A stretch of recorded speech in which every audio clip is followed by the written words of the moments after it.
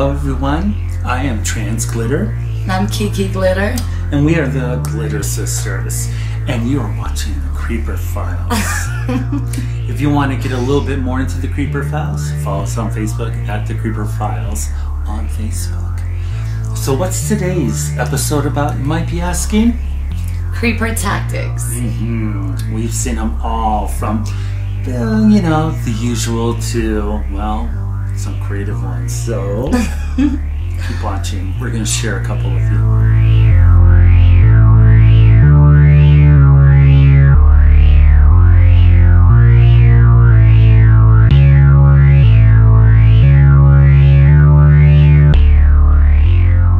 So first off, we have the romantic. Oh, the romantic creeper. I think that's my favorite. Yes, they're the ones that, they just want to marry you right from the third text.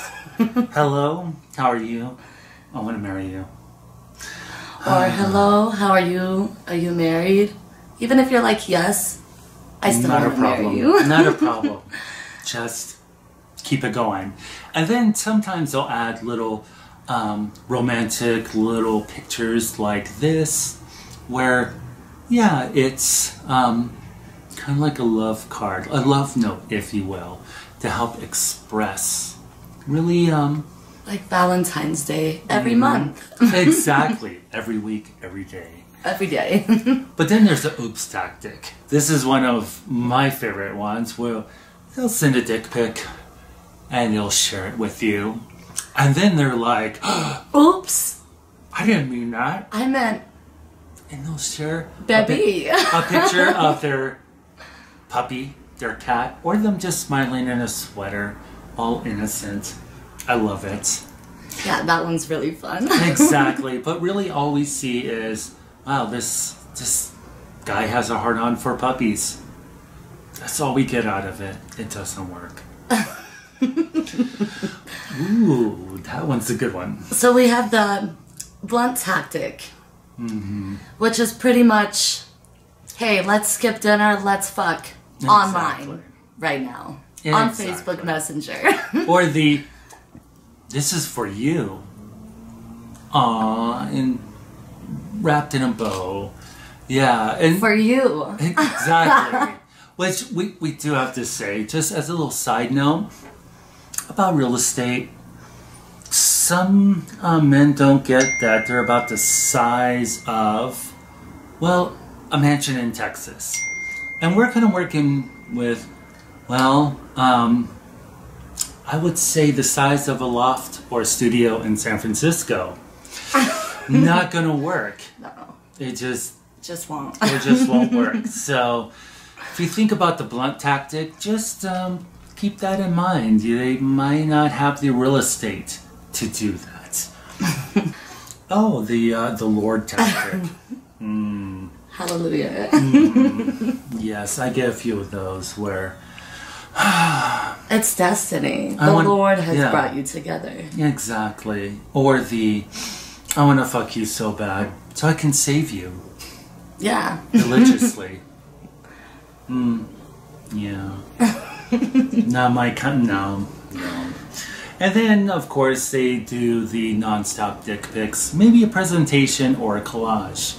Kind of like a keynote of dick pics. Yeah, it's amazing. We just had Dick Pic Monday. Yes, Dick Pic Monday, where just one after another. Yeah, it was just like everybody. Amazing. Like, we got this one. And this one. And this one. Not so impressive. Oh, oops. Yes, I know. And then, of course, there's always this one. Yeah. But we treat them all equally. We see all presentations and keynotes of dick pics equal. We are an equal opportunity creepy. We do. Yeah. Exactly. So I hope this sheds some light on the tactics. If you're a creeper, try some. See how well it doesn't work. And if you do get creeped, you have some vocabulary to explain to your friends exactly how they're doing it. and share your stories on the Always. Creeper Files. If you have a tactic that you use or that you've received, please post them on Facebook, the Creeper Files. We'd love to read that. We want to expand our knowledge and help the Creeper community. Creeper support group. Exactly. So until next time, creeping it real.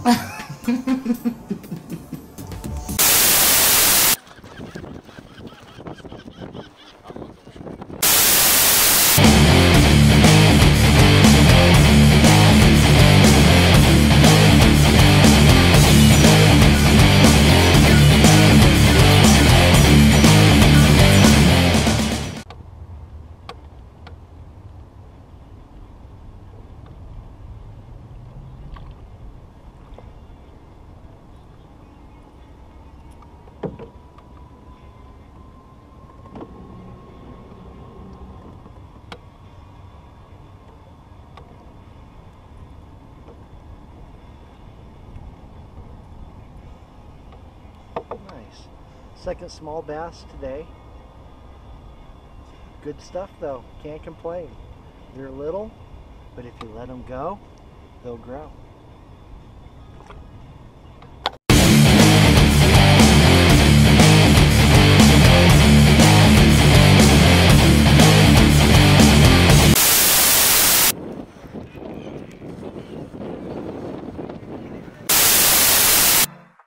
Hey everybody, welcome to Any Corner TV. I'm your host, Jonathan Moody, and I'm here with Brian O'Halloran. Alright, from Clerks, Mallrats, Vulgar, I can keep going on and on, but this is a short little interview. Yes, so he can't talk about all the projects he's done in the whole world.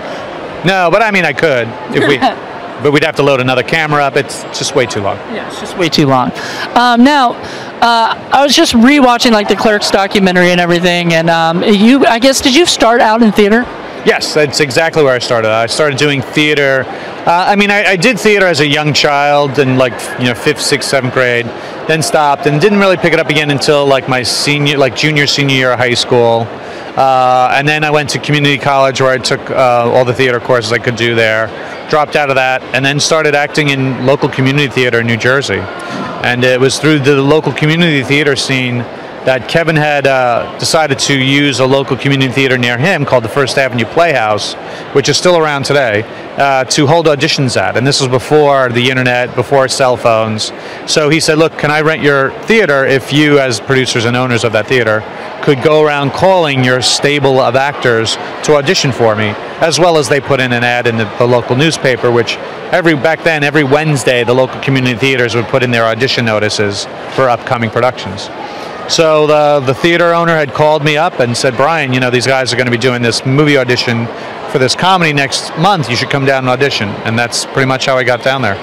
Your audition was like very different than... It was. I was doing another show at another theater called Wait Until Dark, which was this like thriller drama play, and I played the evil villain of Mr. Rote, a guy who's a drug smuggler who decides to smuggle drugs in little porcelain dolls, and this doll gets delivered to this one lady who's blind, played by Marilyn Gigliotti, who was Veronica in Clerks. And so I decided to put together a monologue based on a dialogue that me and Marilyn's character, Susie, had. I literally slapped it together because I had actually forgotten about doing the audition because it was a month prior when I was told about it. And then the first night happened, I didn't go. The owner of the theater called me up going, hey, I thought you were coming down to audition for this. So like, oh my God, you're totally right, I forgot. And I came down there, slapped this thing together, and that's what you see on the Clerks 10-year anniversary is that audition.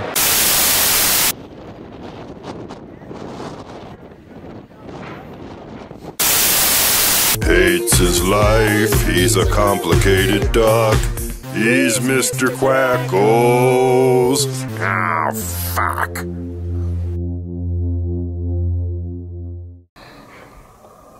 God, you breathe so loud. Oh, God. I'm not gonna get any sleep tonight.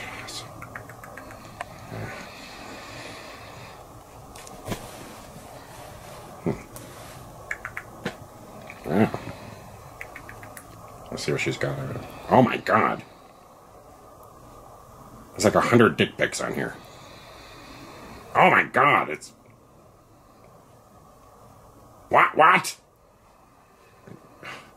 Look at the size of that one. What the?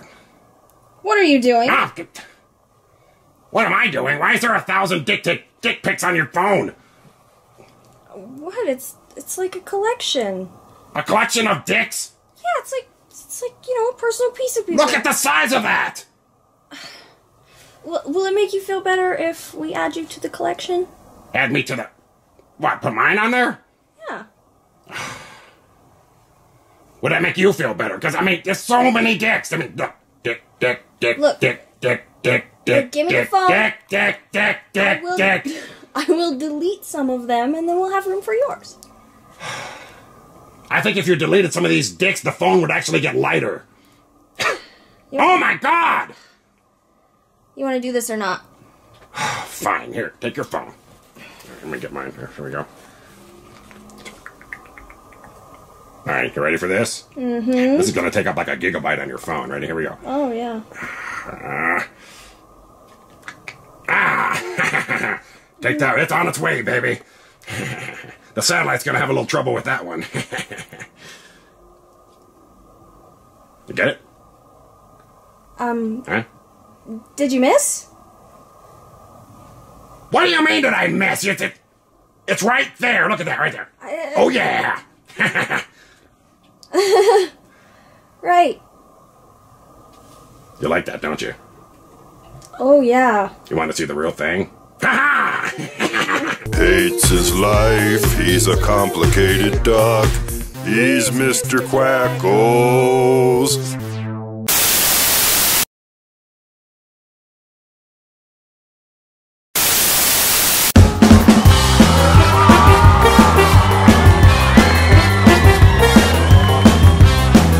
Alrighty, folks, and welcome back to What's in My Mouth, the game show where you have to guess what I put in your mouth. Now, we're here with Brad, our first male contestant. Brad, you have very strong shoulders. Brad, do you work out? No. Alrighty then. I'm Christopher Feely. I'm here with my co-host Gigi. Now, Brad, we're going to put some items in your mouth. Are you ready for that? It's not in the eyes. Don't try and be funny, Brad. Alrighty, we're going to go ahead and move on to round one. Brad, are you ready? As long as you don't steal my soul. Okay. Gigi, if you will. Alrighty, we're going to go ahead and start with round one. Brad, enjoy. Now, do we have any guesses as to what this might be? Olive? That is correct, Brad. Very, very well done. Oh, I hate olives. It's like my only food. Alrighty, anyway, we're going to go ahead and move on to round two. Alrighty, we're going to go ahead and begin with round two, Brad. Open wide. Very textural. Very textural. Do we have any guesses as to what this might be, Brad? I'm guessing it's white and creamy. White and creamy is correct. We are on What's in My Mouth, and what else would it be? Cream cheese? That is incorrect, Brad. Do we have any more guesses? You do have 15 seconds left. Some sort of... it's like cheesy. It's, You're on the right track. It's not sour cream. It is not sour cream. 5 seconds left, Brad. Cheese? Mozzarella cheese? That is incorrect. Feta cheese? I'm sorry, Brad. Brad, your time is up. Alright. Unfortunately, you did not guess that. It is butter, though. Oh, there you go. Butter. Yeah. Well, Brad, we want to thank you for playing. Unfortunately, you didn't make it to round 3, but hey, I'll tell you what, as a consolation prize, we're going to go ahead and take this right off of you. Alright. I'm not that much of a fat kid to get butter. As a consolation prize, my lovely assistant Gigi and I would like to present you with a photo of me the last time I was happy. Alrighty, everybody, how about a round of applause for Brad? Thank you very much for playing What's in My Mouth. Alrighty, have a great day. Ah, Gigi, you always look so happy. Now, do you want to say goodbye to the viewers? Of course you do. Let's go ahead and say goodbye. Hey, I've been Christopher Feely, here for my co-host Gigi, and we'll see you again on What's in My Mouth?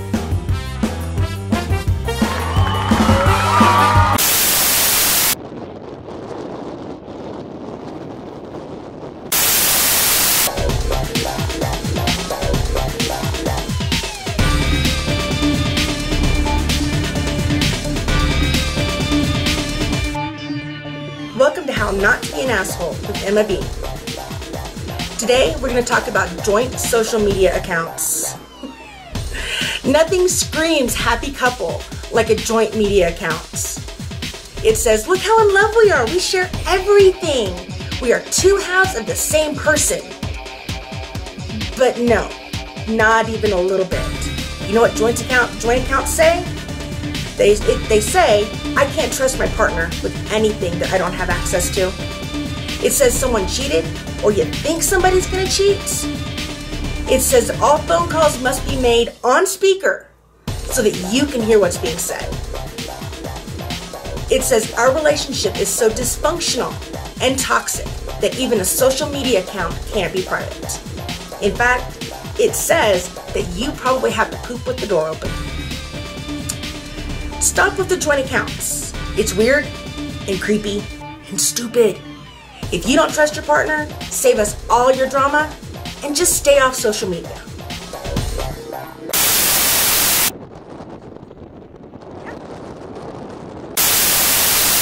And it's my belief that everybody has a story.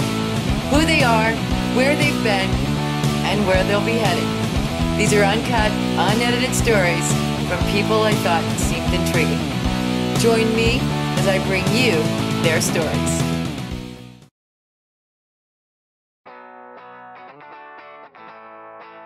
So, what is your name? My name is Merlin of Manitou. And how did you get that name? This name was given to me walking around in wizard robes, walking through Manitou. And when everybody saw me, they'd be like, oh, there's Merlin. So eventually, after time went on, I went to open up a wizard shop. And the wizard shop was named Merlin's Realm. So everybody insisted on calling me Merlin. So eventually that was just a name that I had adopted. Merlin of Manitou basically means Wizard of the Great Spirit. Do you believe that you're a wizard? Now, my definition of wizard, yes, because my understanding of wizard is wise one. And that was one of the old meanings of it. But what other people decide to use as wizard and whether or not they want to call me a wizard is going to be up to them. So you believe in magic? I do, but not Harry Potter magic. I believe in the power of the mind and the ability of our discipline and our continuous efforts towards making things happen and then making them happen with non-traditional means. Have you used your magic or your wizardry to help you in your everyday life? Absolutely. Give me an example. This is one example. This is a device that I have came up with and designed, and this may not be exactly wizardry because it's more of a subtle energy technology, but I will wear these and work with these very regularly, and they help me out greatly, and I have a lot of people that'll come in and will feel the energy of these for themselves, and then when they come back and tell me how they do, they describe the energy and the effects that they get off of them. And what does it do? Basically, these are devices that project a subtle energy through the body. So people that are very drained or very tired usually will be able to wear these devices and they'll have an increased amount of energy that they carry with them. Or if they go about their life and they feel drained from certain people, if they're around certain people and they keep feeling drained around them, they're able to wear these and they don't feel drained as much. How long does it take to feel that effect? Because I could probably use that. I've had one person pick them up today and she had it in her hand for 2 seconds before her eyes started bulging and she had to put it down right away. Really? She ended up leaving for about 15 minutes and came back to pick one up. I usually get a type of response like that with most people. I really try not to convince anybody of the effects of these devices. I tell them, try it for yourself. Feeling is believing. I want you to find out for yourself. There's a lot of bad information out there and you really have to learn for yourself and ask questions yourself to see if things are real. So this is one of those devices that you basically have to try for yourself. So if I try it, what should I expect? Now, most people, I don't like to give them a placebo effect and try to suggest what they might feel. But the majority of people will feel a tingling sensation or kind of a movement sensation inside their hand. Do you want to try? And this is one of the weaker ones. I also have stronger ones that we can play with in a moment if you like too. Sure. Just put it in the palm of your hand. Yep. And then see if you feel anything. Like I said, some people do, some people don't. I've had people with shoulder pains say that their shoulder pain started going away. People with back pain use it for their back pain to go away. I personally suffer from minor back pains, and I don't use this one just for back pain. I have a more advanced set that I'll use with mine, but it definitely helps to release the muscles, tight muscles, and help to relieve some of the pain. some of the pain. What is it made of? It looks like it's copper. It's primarily copper. It has a clear coating on the outside, so it's not going to turn your skin green. It's also made with a clear quartz bead, a Herkimer diamond, and 2 neodymium magnets. Herkimer diamond from Herkimer, New York. That's right. Yes, I know that very well. So how did you come up with this? You know, I was studying prana healing. Was one of the first ways that I came up with this device. I was studying a healing mythology, and there were some similarities in the system that I started noticing and really started clicking in my mind. And I started realizing that I can start working with some of these energizing techniques and start building a device that worked with it. It primarily has to do with the direction of the coils. So give me a little bit of background about your life.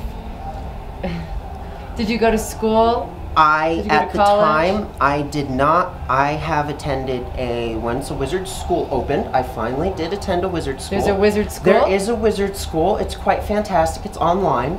And there is a lot of different authors and magical authors that teach. And it's a legitimate school, so you can even get credits and graduate and go through different years and such like that. And did you graduate? I did not. I didn't have enough time. I was already running my business by that time, and it took quite a bit of effort to run everything in my business. So that's how you make your living now, is through your business? Yes. And is it full-time? Yes, You have absolutely. a store somewhere? We're in my store. This is your store? This is my store. Oh, fantastic. So one piece of advice you would offer someone that you don't know?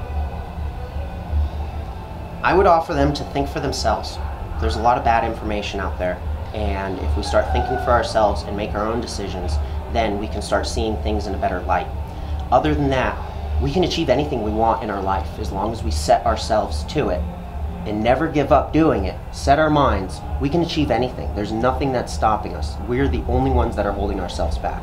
Very cool. Thank you so much. Thank you. I enjoyed talking with you.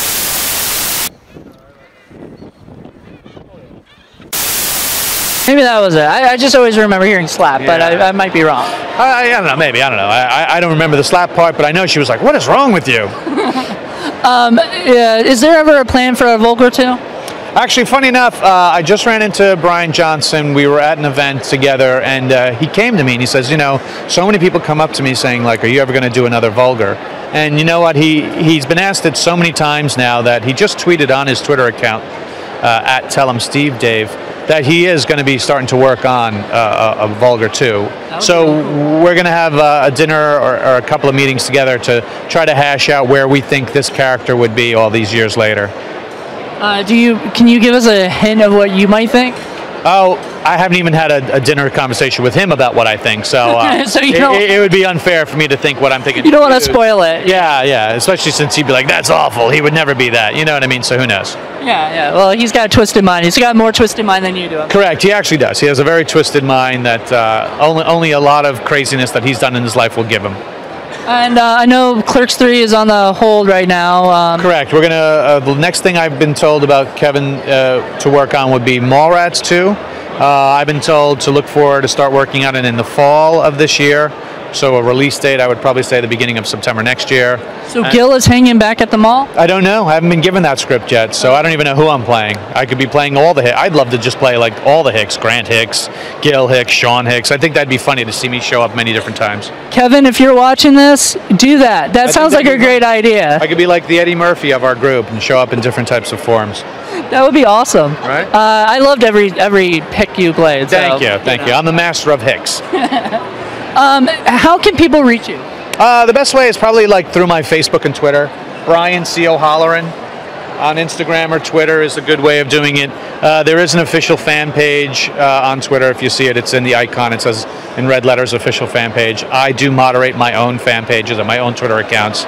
So when you tweet or Instagram me, it is me. It is you? Yep. I tweeted you yesterday. That's right, and I liked it. And yes, I saw that too. That's right. So that was not a problem. Thank you for supporting me. So. Oh, of course. Anytime. Well, thank you so much for taking time out of your busy schedule to go and do this. Not at all. Thank you for having me. I really enjoy being here, Jonathan, and the fans that have turned out. It's been an awesome day so far. And this is just day one. Yeah, it's just day one. Come back tomorrow. Yeah, tomorrow, and then we have our Q&A tomorrow, 1:30. So come on by. Myself and Marilyn Gigliotti. All right. Thank you so much. Thank you, Jonathan. All right. See you guys.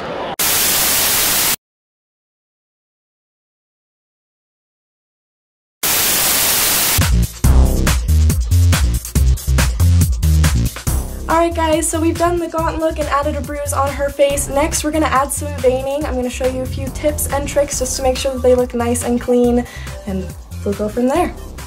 You want to make sure that they are darker at the base and lighter at the tip.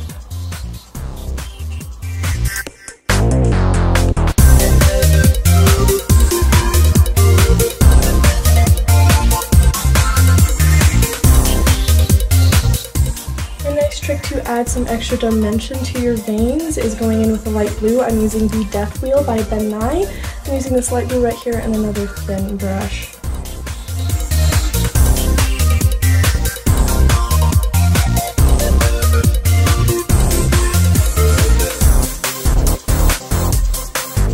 Another thing you can do if you wanted to make the veins pop off the face a little bit more is that you can take yarn and you can pull it apart into separate strands and apply it with latex, put more latex over top, and it will give your veins more of an illusion that they are actually popping up out of the skin.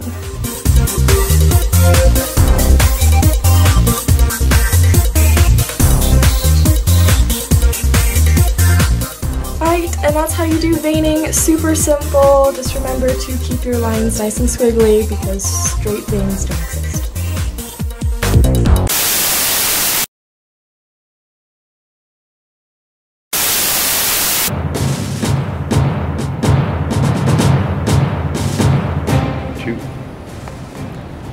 I'm standing here in the courtyard of the Alamo.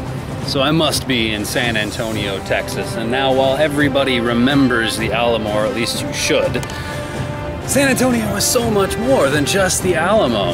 This is a beautiful city, averaging 300 days of sun a year and an incredibly comfortable 70 degrees. Frederick Law Olmsted was actually the landscape architect who designed Central Park in New York City, and during the 1850s traveled throughout the South and Southwest, recording observations of the places that he visited along the way, and reported back that San Antonio featured more cultural diversity, more blendings of peoples than any other city than New Orleans, and that is still true today. San Antonio is now the second most populous city in Texas and the 7th most populated city in the United States. But in spite of that, it still ranks as the most affordable city in the entire country for both visitors and residents. Come out for Fiesta when you visit. It's a full week-long, actually 10-day-long event in April. Nothing but a huge party. San Antonio would love to have you. You'll love to be here too. Remember, this land is yours. I'm Garrett.